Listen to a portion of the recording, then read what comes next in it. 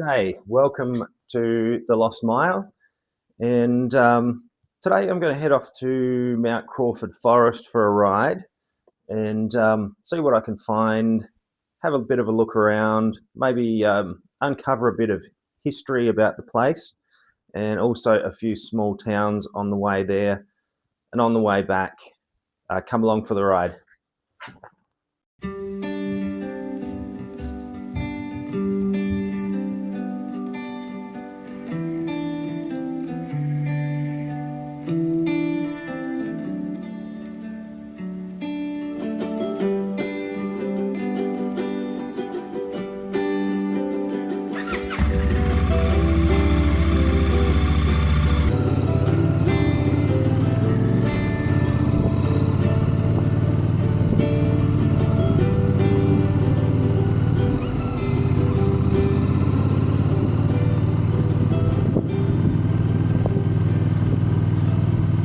My first stop today is Lobethal, a town founded in 1842 by German Lutheran settlers seeking religious freedom. They named it Lobethal, meaning Valley of Praise, and their influence can still be seen throughout the town today. One of the most recognisable landmarks is the St. John's Lutheran Church, standing here for well over a century. It remains a reminder of the community that established Lobethal and helped to shape the Adelaide Hills.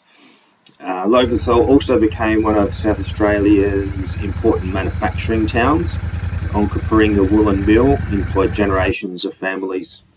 Just down the road from is the famous Cumnick cricket bat factory, where thousands of handcrafted cricket bats were made each year from English willow. Although the factory is long gone, the building now houses local businesses. Its legacy lives on in Australian cricket history. Today, many people know Lobethal for something completely different. Every Christmas, the town comes alive with one of South Australia's best-known Christmas light displays, attracting visitors from all over the state.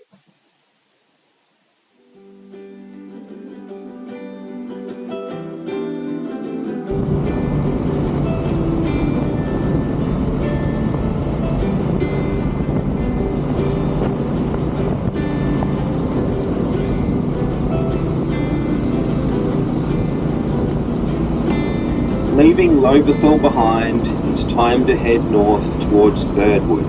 It's only a short ride, but the roads through here are an absolute pleasure on the Bear 650, with plenty of sweeping corners and Adelaide Hills scenery.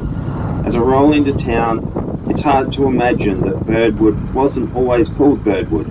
Originally, it was known as Blumberg and settled by German immigrants back in the 1840s before being renamed during the First World War after General Sir William Birdwood. These days, Birdwood is best known as the home of the National Motor Museum. If you're into classic cars, motorcycles, or Australian motoring history, it's well worth adding to your list. They've got everything from vintage motorbikes and beautifully restored Australian classics to one of the original vehicles from the first Mad Max movie. It's definitely somewhere that deserves its own episode. Just across the street, there's a little antique motorbike shop. Even just looking through the windows, there were some beautiful old bikes and memorabilia on display. And it's a place I'd like to come back and spend some proper time exploring.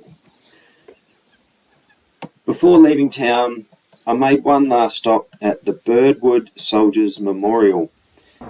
I enjoy taking a few minutes at these memorials. They're a reminder that even the smallest country towns have their own stories of service and sacrifice, and I think they're worth stopping to appreciate. With the Bear's tank topped up, it was time to leave Birdwood behind and head towards my destination for the day, Mount Crawford Forest. The ride into Mount Crawford is one of those roads that just makes you want to keep riding. Twisting through the pine plantations and native bushland, it's hard to believe that much of what you see here didn't exist 150 years ago.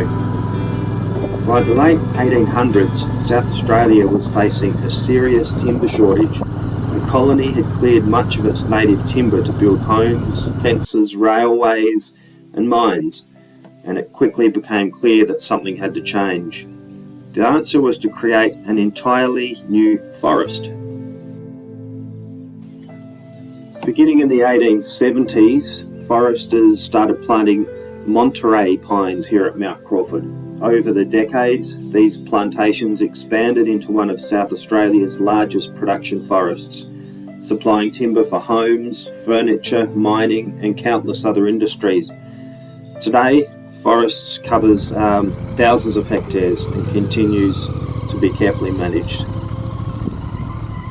After taking in the views from above, I headed over to Mount Crawford Visitor Centre and seeing what local history I could uncover.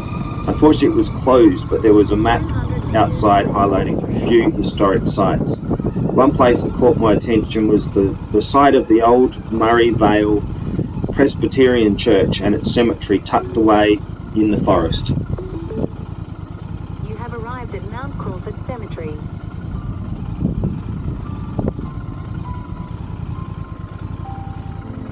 The church served several denominations in the local community for many decades before it was destroyed by fire in the late 1800s. Today, only the stone ruins remain, but they still give you a sense of what once stood there. The adjoining cemetery, however, tells a different story. It's still in use today, creating a remarkable connection between the region's earliest settlers and the community that still continues to call this area home.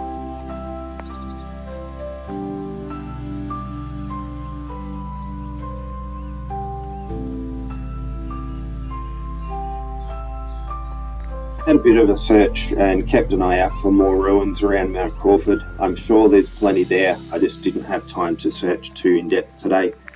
My next stop was not far down the road at Warren Reservoir. Construction of the Warren Reservoir began in 1914 in the middle of the First World War. It was built across the South Para River to supply the local community with water as the natural springs around the area would dry up during summer. It holds around 4.7 billion litres of water when it's full, and it's no longer used as a water supply. It's more a recreational use reservoir, and a lot of visitors come through to walk and mountain bike on the trails. You can kayak, and there's picnic areas. You can fish there as well if you've got the right permit.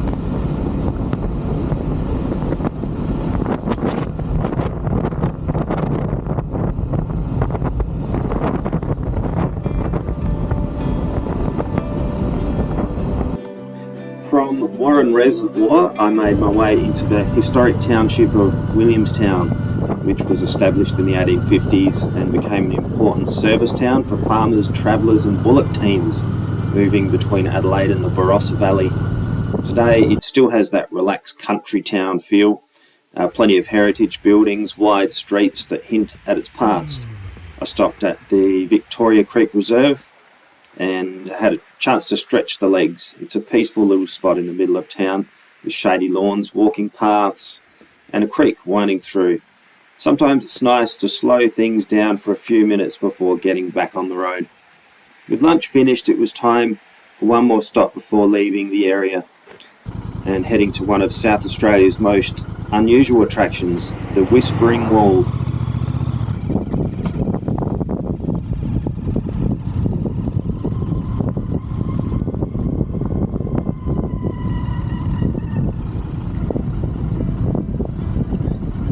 Just a few minutes from Williamstown is the Whispering Wall. It was completed in 1903 as part of a Barossa reservoir. The curved down wall has an incredible acoustic effect. Stand at one end and even a quiet whisper can be heard clearly by someone standing more than 140 metres away on the opposite side. It's a simple demonstration of sound waves travelling through the wall's smooth curve, and it's something that continues to surprise visitors more than a century after the reservoir was built. The reservoir itself remains an important part of South Australia's water infrastructure. While the Whispering Wall has become one of the state's most popular roadside attractions, It's one of those places where history, engineering and a little bit of science come together in a way that's both fascinating and fun. Sometimes the most memorable stops on the ride aren't the biggest or the oldest, they're simply places that make you stop and try something unexpected and leave with a smile. The afternoon getting on, it was time to point the bear towards home. The final town on today's ride was Gumeracha. As I rode through, I passed one of South Australia's most recognisable landmarks, the giant rocking horse.